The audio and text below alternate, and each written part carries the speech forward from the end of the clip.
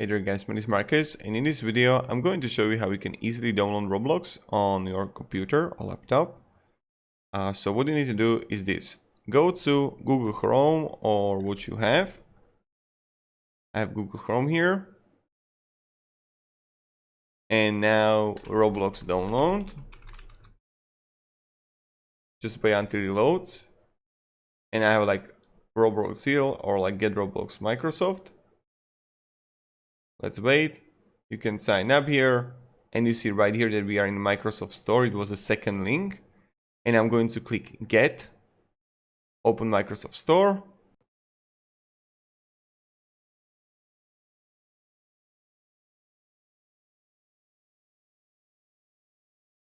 And then you can download it right here if you want to.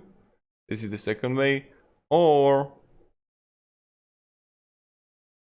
you can simply download it also from a website like this, Roblox Tonic free download. And so there are multiple ways how we can do it. But this is pretty much it how we can download Roblox on PC. My recommendation is go through Microsoft Store, log in through Xbox app, and you're good to go. So yep, thank you very much. And goodbye. See ya.